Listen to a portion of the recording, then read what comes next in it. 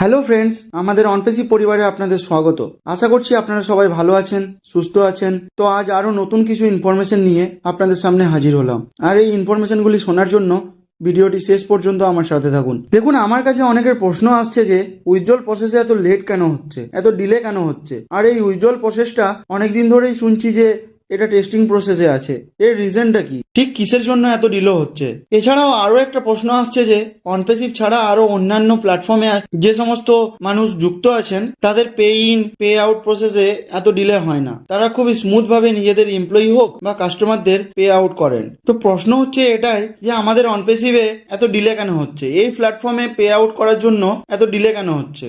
এটা নিয়ে আমি বলতে চাই, এটা নিয়ে আমি সঠিক তথ্য দেবো আর অথেন্টিক ব্যাপারটা বলবো। এটা শোনার জন্য ভিডিওটি শেষ পর্যন্ত সাথে থাকুন। আর এই চ্যানেলটিতে প্রথমবার ভিজিট করে থাকলে সাবস্ক্রাইব অবশ্যই করে রাখুন এই সমস্ত গুরুত্বপূর্ণ নতুন নতুন তথ্য জানার জন্য। আর বেশি দেরি না করে আপনাদের প্রশ্নগুলির উত্তর দেওয়া যাক। সবার প্রথমে আমি বলতে চাই, আমাদের অনপেসিভের যে প্রসেসটা, এটা একটা ইউনিক প্রসেস।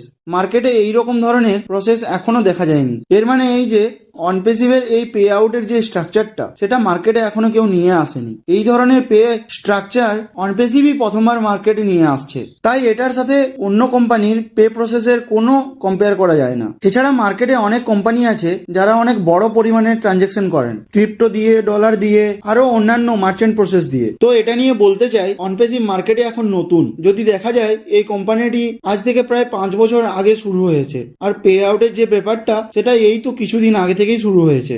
আর আমাদের কার্ড পেমেন্ট ছাড়া ক্রিপ্টো পেমেন্ট 2023 সেপ্টেম্বর থেকে শুরু হয়েছে। আর এই সমস্ত ইন্টারন্যাশনাল ট্রানজ্যাকশন প্রথমবার প্রসেস করার জন্য কিছুটা সময় তো লাগবেই। দেখুন, আমাদের কোম্পানি এখন স্টার্টিং ফেজে আছে, এখন স্ট্যাবিলিটিটা আনতে একটু সময় লাগবে। আর আমাদের কোম্পানি যেভাবে গ্রো করছে, এটা একটি ইন্টারনেট ওয়ার্ল্ডের ইউনিকর্ন কোম্পানি হতে চলেছে। আর এই ইন্টারন্যাশনাল পে আউট প্রসেসে নানান ধরনের চার্জেস থাকে। যেমন একটি উদাহরণ দিয়ে আমি বলি, আমাদের অনেকের ধারণা ইউটিউবে তো অনেকে অনেক ধরনের ট্রানজ্যাকশন করছে, লাখো করোড়ো মানুষ ট্রানজ্যাকশন করছে, তাহলে ওদের প্রসেসটা এত স্মুথ হয় কি করে? এটা নিয়ে আমি বলতে চাই, দেখুন, ইউটিউবে যেভাবে আপনারা উইকে মান্থে পে আউট প্রসেস করেন, সেটা এটার থেকে সম্পূর্ণ আলাদা। এটার সাথে অনপেসিভের কোনো কম্পেয়ার করা যায় না। কারণ আপনারা ইউটিউবে যে পরিশ্রমটা করেন তার বেশিরভাগটাই ইউটিউব নিজের কাছে রেখে নেয়। আমি শিওর নই, তবে সম্ভবত 45% নিজেদের কাছে রেখে নেয় আর 55% আপনাদের দেয়। এছাড়া মার্কেটে অনেক কোম্পানি আছে যেখানে আপনারা পরিশ্রম করে পে আউট নিচ্ছেন,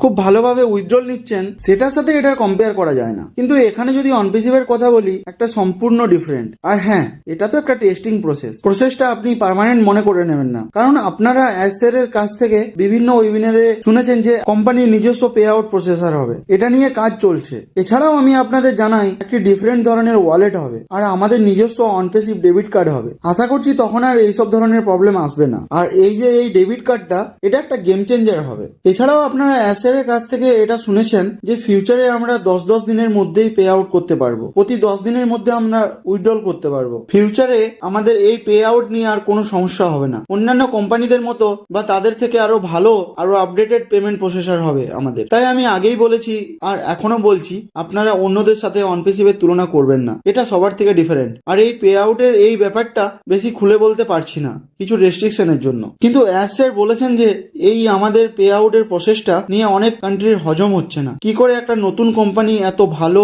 ফিচার্স নিয়ে এগিয়ে যাচ্ছে। আর এই বিষয়গুলো নিয়ে কোম্পানির নিজেদের মধ্যে অনেক মিটিং হয়, অনেক ওয়েবিনার হয়। কোম্পানি সবকিছু আমাদের শেয়ার করেন না, লিগ্যাল টিমের কিছু রেস্ট্রিকশন থাকার জন্য। তাই তারা অনেক তথ্য নিজের মধ্যে কনফিডেন্সিয়াল রাখেন কোম্পানিকে সিকিউর রাখার জন্য। এই যে আপনারা পে আউটের জন্য উইথড্রল লাগিয়ে রেখেছেন, তার পরিমাণটাও অনেকটাই বেশি, সেটা অনেক কান্ট্রি দেখতে পারছে না। কি করে এত পে আউট রিলিজ হবে? আর অ্যাজ স্যার আমাদের অনেক কিছুই বলতে চান, কিন্তু রেস্ট্রিকশন থাকার জন্য অনেক কিছু বলতে পারেন না, যদিও ইনডাইরেক্টলি ভাবে অনেক কিছুই বলে দেন। এটা নিয়ে আমি বলতে চাই, দেখুন, আপনারা যারা উইথড্রল লাগিয়ে রেখেছেন তাদের অ্যাকাউন্টে অ্যামাউন্ট ক্রেডিট হতে সময় লাগছে, সেটা সবারই নলেজে আছে, সেটা অ্যাজ স্যারেরও নলেজে আছে। উনিও জানেন যে পে আউট প্রসেসে লেট হচ্ছে, ডিলে হচ্ছে। তার মানে এটা নয় যে আপনি অন্যদের সাথে অনপেসিভের কম্পেয়ার করবেন। দেখুন, কোম্পানি তো এই সবে মাত্র শুরু হয়েছে। ফেসবুক, গুগল, অ্যাপেল, এদেরও স্টেবিলিটি হতে কিছুটা সময় তো লেগেই ছিল। এরাও প্রথম দিনেই সাকসেস হয়ে যায়নি। তাই কোম্পানির উপর ট্রাস্টটা হারাবেন না, একটু পেশেন্স রাখুন, খুব তাড়াতাড়ি পেন্ডিং পে আউট ক্লিয়ার হবে আর আমাদের বোনাসও আমাদের ওয়ালেটে ক্রেডিট হবে। অনপেসিভ যেভাবে লিগ্যাল ওয়েতে কাজ করছে, সময় তো একটু লাগবেই। আর আমি ইন্ডিয়ার কথা বলতে চাই, আপনারা আপনাদের ব্যাংক অ্যাকাউন্টের গভর্নমেন্ট আইডির সাথে কেওয়াইসি করে রাখুন, যেমন আধার কার্ড, প্যান কার্ড, এই সমস্ত ব্যাংক অ্যাকাউন্টে আপডেট রাখুন। আপনাদের পে আউট বা উইথড্রলে